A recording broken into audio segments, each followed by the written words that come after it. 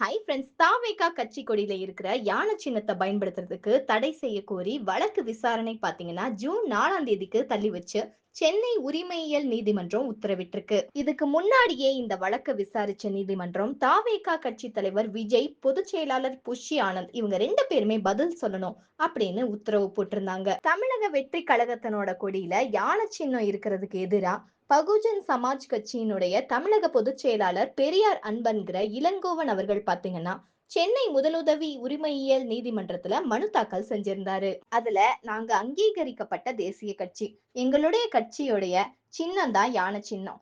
இத தேர்தல் ஆணையம் அங்கீகரிக்கவும் செஞ்சிருக்காங்க.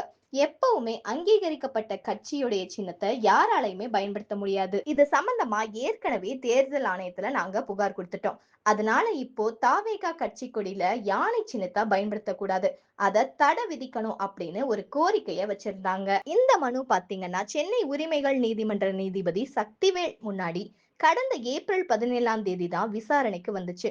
அப்போ பகுஜன் சமாஜ் கட்சி தரப்புல ஆஜரான வழக்கறிஞர் பி ஆனந்தன் அவங்க வாதாடும் போது பாத்தீங்கன்னா, பகுஜன் சமாஜ் கட்சி தேசிய அளவுல அங்கீகரிக்கப்பட்ட கட்சி. இந்த கட்சிக்கு யானை சின்னம் கொடுத்திருக்காங்க. அந்த சின்னத்தை அஸ்ஸாம் தவிர மத்த மாநிலங்கள்ல பகுஜன் சமாஜ் கட்சிக்கு மட்டும்தான் ஒதுக்கி இருக்காங்க. நடிகர் விஜயுடைய தாவேகா கட்சி கொடியில யானைகள் இடம்பெற்றிருக்கு. தேர்தல் சின்னங்களுடைய விதிகளுக்கு இது ரொம்பவே முரணாதான் இருக்கு. இது சம்பந்தமா இந்திய தேர்தல் ஆணையத்துக்கு நாங்க புகார் அனுப்பணும். அப்போ தாவேகா இந்த தேர்தல் ஆணையத்துல பதிவு செய்யப்படவே இல்ல.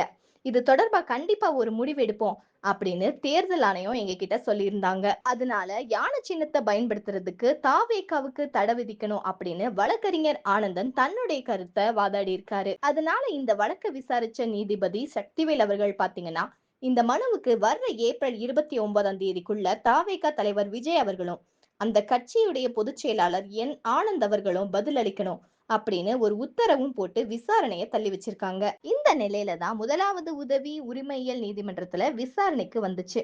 நீதிபதி இன்னைக்கு விடுமுறை அப்படிங்கறனால நீதிபதி இந்த வழக்க ஜூன் 4ஆம் தேதிக்கு தள்ளி வைக்க உத்தரவிட்டிருக்காங்க.